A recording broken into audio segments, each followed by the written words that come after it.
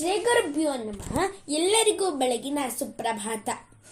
ವಿಶ್ವಾಮಿತ್ರರು ಬಂದಾಗ ದಶರಥನಿಗಾದ ಸಂತೋಷ.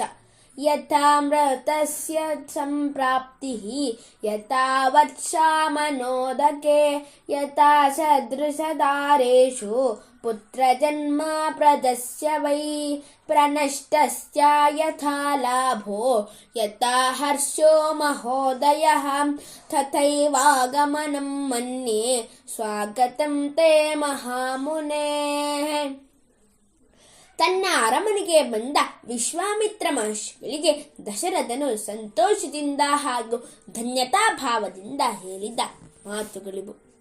ಅಮೃತವೇ ಪ್ರಾಪ್ತವಾದಂತೆ, ಬರಗಾಲದಲ್ಲಿ ಚೆನ್ನಾಗಿ ಮಳೆಯಾದರೆ ಉಂಟಾಗುವಂತೆ, ಮಕ್ಕಳೇ ಇಲ್ಲದನಿಗೆ ತನ್ನ ಯೋಗ್ಯ ಪತ್ನಿಯಲ್ಲಿ ಮಕ್ಕಳು ಹುಟ್ಟಿದರೆ ಆಗುವಂತೆ,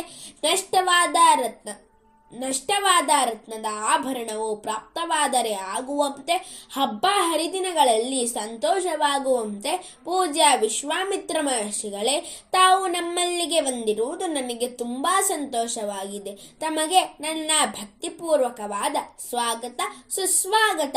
ಬನ್ನಿ ಬನ್ನಿ ಮಹರ್ಷಿಗಳೇ, ಅರಮನೆಯೊಳಗೆ ಕೃಪೆ ಮಾಡಿ ದಯಮಾಡಿಸಿರಿ. ದಶರಥನಿಗೆ 4 ಪುತ್ರರು ಜನಿಸಿದ್ದಾರೆ. ಅವರೆಲ್ಲರೂ ಶೂರರು, ತೇಜಸ್ವಿಗಳು, ವಿನೀತರೂ ಆದ ಮುದ್ದು ಮಕ್ಕಳು. ಆ 4 ಮಕ್ಕಳುಗಳ ಆಟಪಾಠಗಳನ್ನು ನೋಡುತ್ತಾ ದಶರಥನು ಆನಂದವಾಗಿದ್ದನು.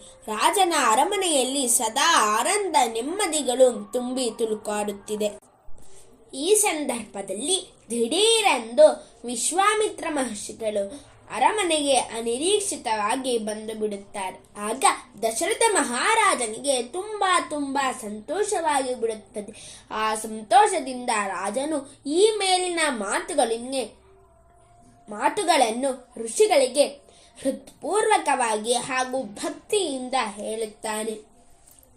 ಮೃತನಾದ ಪುತ್ರನು ಬದುಕಿ ಬಂದು ಬಿಟ್ಟರೆ, ಅಮೃತವೇ ಮಾನವರಿಗೆ ಪ್ರಾಪ್ತಿಯಾಯಿತೆಂದರೆ, ದಲಕ್ಷಾಮದಿಂದ ಪರಿತಪಿಸುತ್ತಿರುವಾಗ ಸುವಿಶ್ರೀಯಾಗಿ ಬಿಟ್ಟರೆ, ಮಕ್ಕಳೇ ಇಲ್ಲದಿರುವವನಿಗೆ ಅಪರೂಪಕ್ಕೆ ಸತ್ಪುತ್ರನು ಹುಟ್ಟಿಬಿಟ್ಟರೆ, ಕಳೆದು ಹೋಗಿದ್ದ ರತ್ನಾಭರಣವು ಸಿಕ್ಕಿಬಿಟ್ಟರೆ, ಹಬ್ಬ ಹರಿದನುಗಳು ಎಂದರೆ ಎಷ್ಟೊಂದು ಸಂತೋಷವಾಗುತ್ತದೆಯೋ, ಪೂಜ್ಯರಾದ ವಿಶ್ವಾಮಿತ್ರ ಮಹರ್ಷಿಗಳೇ, ನಿಮ್ಮ ಆಗಮನದಿಂದ ನನಗೆ ಅಷ್ಟೇ ಆನಂದವಾಗಿ ಬಿಟ್ಟಿರುತ್ತದೆ.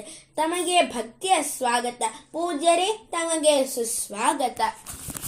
ಸರ್ವೇ ಜನಾಃ ಸುಖಿನೋ ಭವಂತು, ಸಕಲ ಸನ್ಮಂಗಲಾನಿ ಭವಂತು, ಲೋಕಾಃ ಸಮಸ್ತಾಃ ಸುಖಿನೋ ಭವಂತು. ಧನ್ಯವಾದಾಃ.